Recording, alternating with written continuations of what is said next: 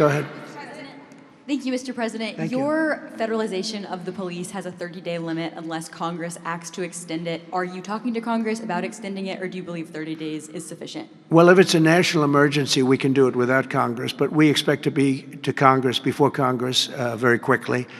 And again, we think the Democrats will not do anything to stop crime, but we think the Republicans will do it almost unanimously.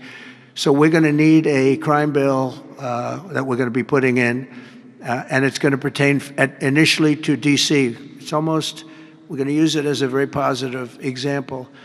And we're going to be asking for extensions on that, long-term extensions, because you can't have 30 days. 30 days that's by the time you do it. We're going to have this in good shape. And don't forget, in the border, everyone said it would take years and you'd have to go back to Congress. I never went to Congress for anything. I just said, close the border. And they closed the border. And that was the end of it. I didn't go back to Congress. We're going to do this very quickly, but we're going to want extensions. I don't want to call national emergency. If I have to, I will. But I think the Republicans in Congress will approve this pretty much unanimously. Please, go ahead. Thank you, Mr. President. Would you encourage members of the press to do ride-alongs with the D.C. police to understand how serious this crime issue is? It's okay to me if they want to do it. We're going to work with the D.C. police. A lot of very good people in there. Not all, but a lot of very good, very, very professional. And, you know, we have a big force. I think they said 3,500. They're always asking the mayor, who's a very nice woman, but got to do the job. You know, we've worked with the mayor for 6 months, and she's been here for many years. And the numbers are worse than they ever are. Don't let anyone tell you they're not. And the whole statistical charts that they made, the whole thing is a rigged deal. They got rid of the guy because he didn't want to do the numbers the way they wanted to, and they put their own numbers out. They said it's the best in 20 years. No, it's the worst in 20 years. But we're going to be very open about what we're doing. So if the media wants to ride with police, if they want to do it, if they feel it's safe, that would be okay. Yeah, please, go ahead. Sir, with President Zelensky. Thank you, Mr. President. Mary Margaret with Daily Wire. 2 questions on D.C., if that's okay. How do you feel about Mayor Bowser's level of cooperation and her choosing to advocate for D.C. statehood right now? And well, the statehood, let me do that one first. Statehood is ridiculous. We want to straighten the place out. Statehood's ridiculous. It's unacceptable. It's the Democrats want it because the Democrats have, about 95% in this little area. Even I didn't get it very much. They want that. They want to pick up 2 senators, and it's not going to happen. It's not going to happen. And that's the least of the reasons why, by the way, but that's one of the reasons why. What we want to do is make Washington, D.C., the greatest, most beautiful, safest capital anywhere in the world, and that's going to happen. I mentioned the word bones before. The bones here, the bones, we have the greatest bones. When you look at that Supreme Court building, I think it's one of the most beautiful buildings. When you look at some of the buildings here, it's so magnificent, and everything's good, but it's just dirty and not properly maintained. It's not taken care of.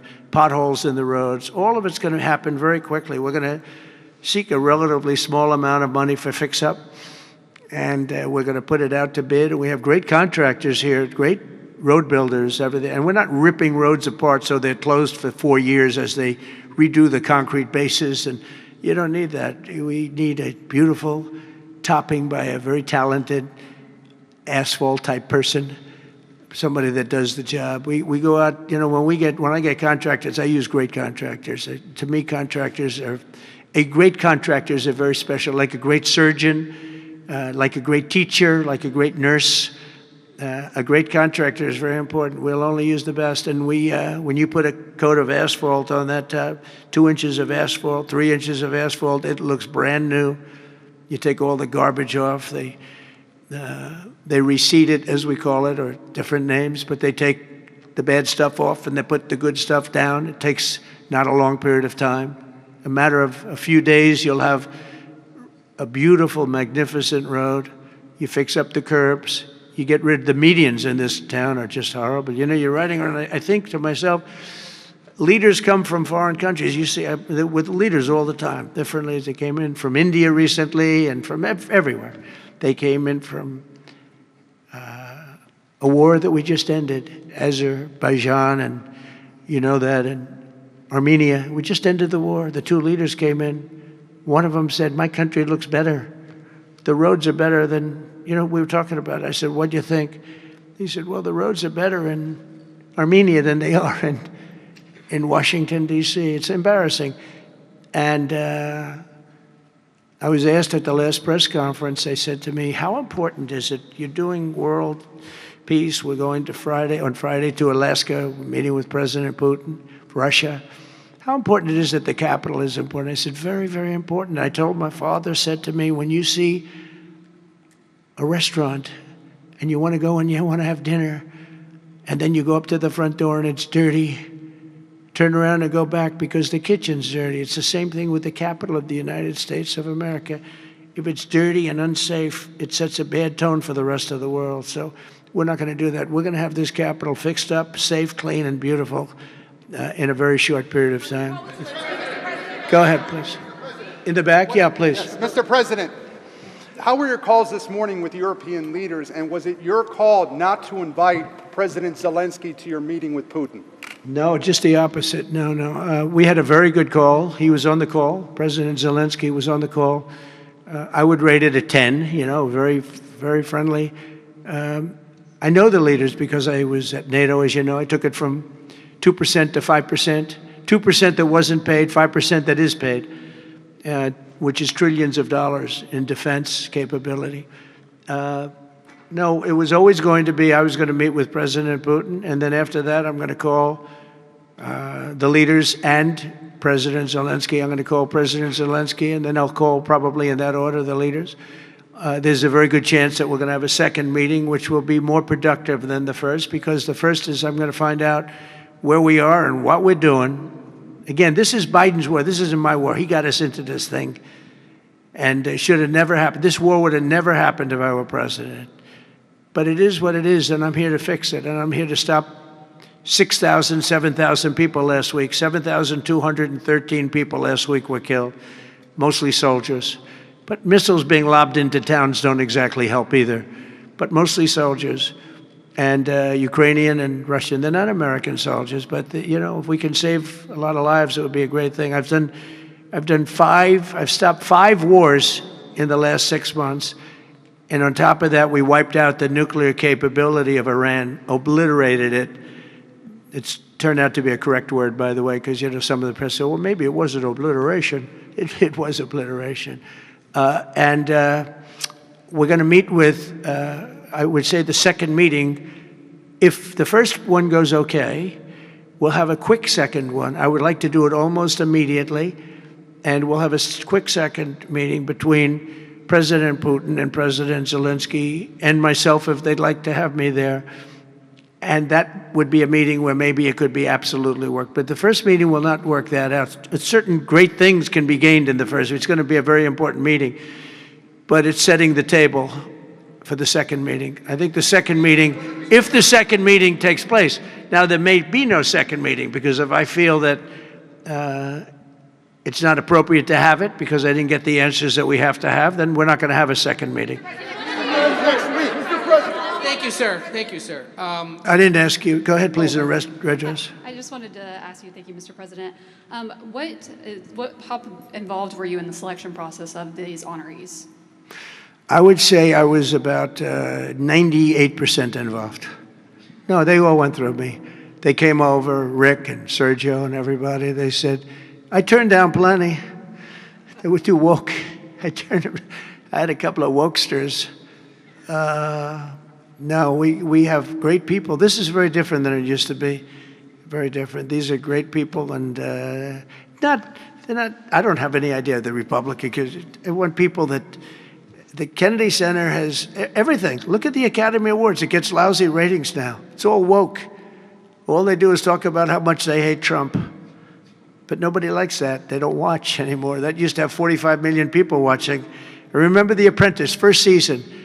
The Apprentice had 42 million people. The Academy Awards had 41 million people. We were the second show to the Super Bowl. But since then, the Academy Awards have gone down to, I think they've gone down to numbers that are like a regular show. because it went woke. We're not doing it for that reason. We're doing it because we want the great talent. But these are great people. So I was just a very long answer, but I was very involved. Mr. President, thank you, Mr. President. The Biden administration was auctioning off border wall materials, but we're hearing now that the auctioneer is selling those materials back. Are you finishing building the wall? Well, I built hundreds of miles of wall, and I was getting very close. I actually finished the wall, but then I added another 200 miles because when you do the original wall that I said I was going to build, which I got built, and I got it to the specifications of the Border Patrol and ICE, the exact. They wanted steel, they wanted concrete inside, they wanted rebar inside that, they wanted it to have wires. We have the walls are wired for, all of the internet stuff and security things. And we built it hundreds of miles. We did great. That's one of the reasons, even now, we're able to have such good numbers at zero, or essentially very little people coming in. But Biden, I ordered for another 200 miles. I was going to do another 200 because it's the way it is. And we're all set to do it. Then we had the bad election result, the horrible, what happened to our country, what they've allowed to happen to our country. And we are taking now that wall back. They sold the wall. Now, this is expensive stuff. Hardened steel, very expensive. 9,000-pound concrete and rebar. Rebar is very expensive, the hardest rebound. No, it's very hard to cut. You have different materials. It's very hard to cut because they cut it down if they can. It's very hard to cut. And Biden sold it for pennies on the dollar, 3 cents on the dollar, 4 cents on the dollar. He sold it. And I said, these guys really don't want it. That was when I first realized, when I saw the wall was being put up, because we could have finished the rest of the wall in about 4 weeks, anywhere from 3 to 4 weeks. It was all set to go. It was laying down, ready to be put up. The foundations were, and they took over, and they said, we're going to sell the wall. And they sold it, as you know, for pennies on the dollar. Well, Pam Bondi's been working very hard on suing that company, and I think they reached a settlement where we're taking the wall back. But they stole the wall from us. That wall is so expensive to build, and we had it, as you know, hundreds of miles of it, and they came along and they basically sold it for scrap. And what a shame that is. But that was when I first realized that these people actually want to have open borders. And no country has poor countries don't have open borders. No, we had open borders where people just walked in. It didn't matter what they looked like, who they were. We had 11,888 murderers, half of whom killed more than one person. Literally killed more than one person. And this is who we took into our country. So the wall is the least of it, but we're going to take the wall back. We're paying a small amount of money, as I understand it, to get it back, to get rid of the litigation. We'll take it back. We'll put it up. Yeah.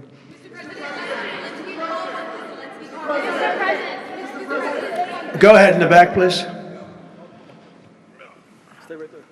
I want to take it back to the Kennedy Center, if I can, just for a second, Mr. President. Sure. From what I understand, the Les Mis show exceeded everyone's expectations. Attendance, revenue, across the board. That's great. Do you anticipate future shows to basically do the same?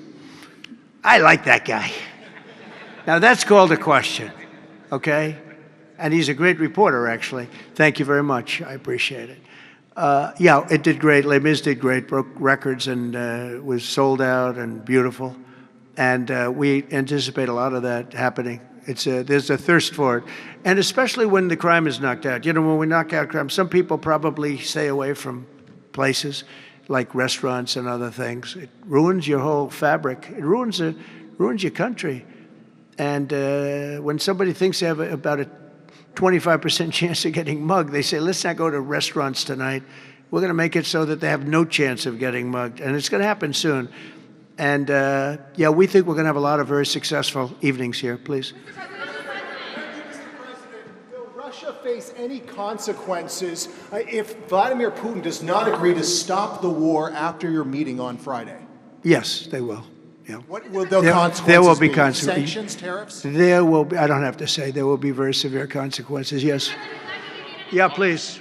Can I ask you a question about the Fed? Right next to you, please, yeah. About the Federal Reserve? Oh, Federal Reserve, my favorite. Posted Too yesterday late. that you're He's too late. You're considering suing Jay Powell. Can you update us on your thinking about that and tell us where you are in your search for a new chair? Well, he took a building that could have been painted and fixed, like we're going to fix this building for very little money. And that was in better shape. He took a building and what they did to that building, they built a basement under the building. It didn't have a basement. This is simple to understand. The building is right next to a thing called the Potomac River, the beautiful Potomac River. That means lots of water, and the water is right under the building. And they decide to build a basement under the building in the Potomac River. So in order to do that, you need the biggest pumps that God ever created. And they were pumping their hearts out, but as big as those pumps are, you can't pump it fast enough because it's the Potomac River. If the pump were bigger than this room, you couldn't pump it. But they tried, and they've been building a basement. And I said, why did you want to build a basement? I thought it would be a good idea, sir. A basement is the least valuable floor in a building. I know a lot about real estate. The least valuable thing is the basement. And you don't build a basement under a building that is 2 feet above the river that's right next door. You know, it's right near the river. People don't realize the river's right out their window. And that's the beginning. They did just a terrible job. Instead of, I could take a ceiling like this, they'd rip out the ceiling because they see a crack. Let's rip out the ceiling. And I would fix the crack, and I would paint the ceiling. And under the ceiling, they put the most incredible protective material. They go out by 3/4 inch, brand new, gorgeous 3/4 inch plywood and sheetrock, hardened sheetrock. And they had it all over the building. So if a little piece of flake came down, but the problem is when they took the ceiling down and it would hit, they spent millions of dollars on protective material that you didn't have to spend anything. He could have done that job for $25 million, and they spent $3.1 billion. He said 2.7, but it's really 3.1. They just don't want to include one of the buildings in the deal. But it's going to be much more than that. And I think he'll be long gone by the time it finishes because they've got a long way to go. And then I hear they want to hire 3,000 economists. What are they going to do? And he got it all wrong. He's too late. We call him Jerome Too Late Powell. It will live with him forever. I believe that name will live with him forever, along with the name Pocahontas and some of the others. He worked closely with Pocahontas, by the way. She's another beauty. But we have a real problem there. They're way over budget, and they did a job that shouldn't have been done. It was unnecessary to be done. I could have gotten the greatest wallpaper anywhere in the world from the finest stores in the world. I could have fixed up a wall a little bit. It would have taken about 2 hours. And covered it with the most magnificent silk and most magnificent paper for thousands of dollars as opposed to tens of millions of dollars. What a shame it is that they did. But they would take down areas of the building that shouldn't have been taken down. They could have literally been painted, and they didn't do that. So they've got a long way to go. And I think it's just grossly incompetent, but not quite as incompetent as his decision not to do interest rates, take down interest rates, because just like they shouldn't have taken down a ceiling, they should take down interest rates. Every point costs us $360 billion a year. Think of that, $360 billion for 1 point. And we should be down at 1% because we're the leader of the world. We were always the lowest interest rate until like a certain time ago, decade, couple. But we were always, because we were the United States of America. So even if the country was run badly, we were considered like to be super prime. And now he's got us in a bad place. So we're paying $360 billion a year for each point. Now, I believe we should be 3 or 4 points lower. So that's over $1 trillion we pay every year in interest. And it's really just a paper calculation. You sign a document and you save almost $1 trillion. Because that number equates very much to the bonds that we have to buy. But despite that, we're powering through it, and we have the greatest economy maybe we've ever had. But the housing sector, people aren't able to get good mortgages. They're paying too much because of Jerome Too Late Powell. He's truly incompetent. And we'll be making another. We put a very good man in temporarily in the one spot because one of the people that was appointed by the Democrats left early. And I heard left because that person wanted lower interest rates. And I heard quit, but I have no idea. I'm sure she won't say that. I'll be naming a new chairman sometime within the next. I think I'll name it a little bit early, the new chairman. I'm down to 3 or 4 names, all good, all great. The problem is you name them and then they turn out to be not good. That's happened to me a couple of times. You name somebody, they tell you everything you want to hear, and then they go in and they turn out to be not good. I mean, he told me everything that I thought was appropriate. He turned out to be a stiff, real stiff. But other than that, I think he's doing a very good job, yes. Okay, maybe 1 or 2 more. 1 or 2 more. Yes, sir, please. Go ahead. Mr. He looks President. like Scott Bessent. Are you the Treasury Secretary? You don't want me for Treasury. I don't know. You look like you could do a good job. Go ahead. I keep my family budget okay. Sir, when you meet with Vladimir Putin Friday in Alaska, do you believe you can convince him to stop targeting civilians in Ukraine? Well, I'll tell you what. I've had that conversation with him. I've had a lot of good conversations with him. Then I go home and I see that a rocket hit a nursing home or a rocket hit an apartment building and people are laying dead in the street. So I guess the answer to that is no, because I've had this conversation. I want to end the war. It's Biden's war, but I want to end it. I'll be very proud to end this war along with the 5 other wars I ended. But I guess the answer to that is probably no, because I would have had a good conversation with Vladimir. I knew him very well. I got along with him great, actually. We had I had to go through the Russia hoax. And it was actually, it was a strain on the relationship. I actually told him, I said, they got this phony investigation going on, Russia, totally phony, created by Adam Schiff, Shifty Schiff, and Hillary Clinton and the whole group of them. And it made it very dangerous for our country because I was unable to really deal with Russia the way we should have been. I'm looking at Pam because I hope something's going to be done about it. These people put our country at great danger. And Adam Schiff, it was all made up. It was a hoax. The Mueller report came out. They all hated me. They had 18 Trump haters. And they said I did nothing wrong. They couldn't believe, they couldn't find anything. After years of investigation, it was all a hoax. It was a hoax created by the Democrats, but in particular Schiff and Crooked Hillary, the whole group. And now we've learned all the stuff that's come out over the last 2 months is incredible through intelligence. And hopefully something's going to happen with it. These are people that put our country in danger, in real danger.